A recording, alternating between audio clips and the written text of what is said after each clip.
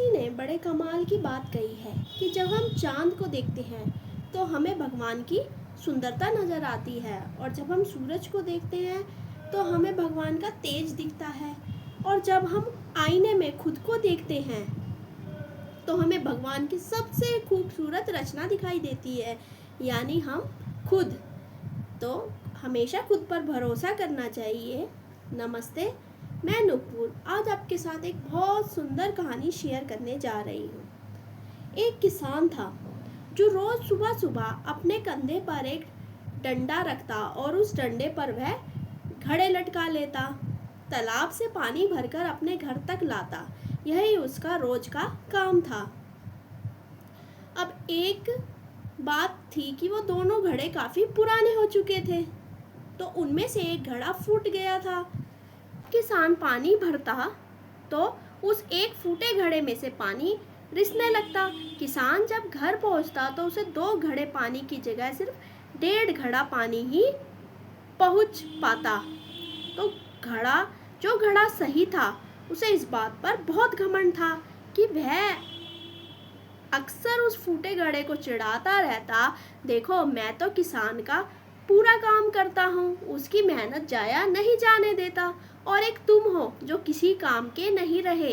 किसान को जब सच का पता चलेगा तो तुम्हें फेंक देगा और नया घड़ा ले आएगा। यह बातें सुनकर फूटा घड़ा बहुत दुखी रहने लगा। उसे लगता बेचारा किसान इतनी मेहनत करता है, लेकिन उसकी वजह से उसकी मेहनत आधी रह जाती है और बर्बाद हो जाती है। आखिर मैं किसी काम का नहीं हूँ। एक दिन उसने रहा नहीं गया और उसने किसान से कहा, मालिक आप रोज इतनी मेहनत करते हो, पर मेरी वजह से आपका आधा पानी रास्ते में ही गिर जाता है। अब वक्त आ गया है कि आप मुझे छोड़ दीजिए और किसी नए घड़े को ले आइए।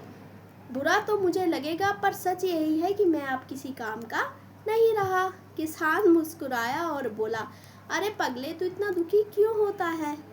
अपना मन छोटा मत कर। जब हम कल सुबह फिर से तालाब से पानी भरकर लाएंगे तो रास्ते में एक चीज़ देखना और फिर बात करेंगे।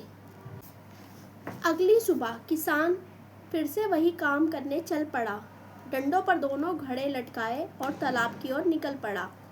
वापस लौटते वक्त घड़े ने देखा कि रास्ते के किनारे खूबसूरत रंग बिरंगे फूल खिले हुए थे। फूल देखकर उसका दिल खुश हो गया और थोड़ी देर के लिए उदासी भूल गया।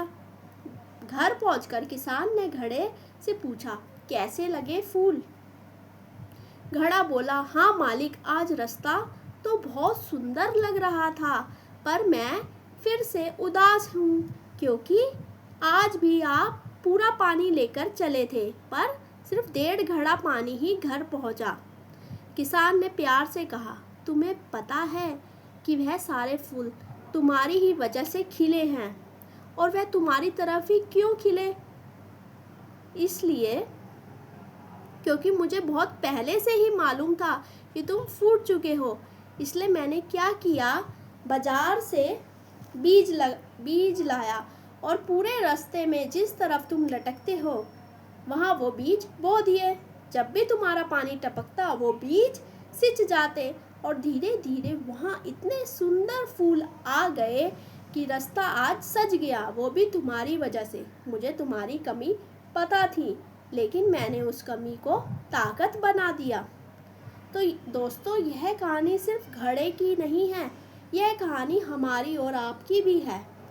इस दुनिया में कोई भी परफेक्ट नहीं होता, कमियां, लेकिन जो अपनी कमी को समझकर उसे अपनी ताकत बनाए तो उसकी कीमत सही घड़े से भी ज़्यादा हो सकती है। और अंत में मैं यही कहना चाहती हूँ कि आप जैसे भी हो, खुद को स्वीकार करो और आगे बढ़ते रहो। मिलते हैं किसी और वीडियो में कुछ नई कहानियों के साथ। कहानी पूरी सुनने के लिए धन्यवाद, और अगर आप भी हमारी फैमिली का हिस्सा बनना चाहते हैं तो चैनल को सब्सक्राइब करें। धन्यवाद।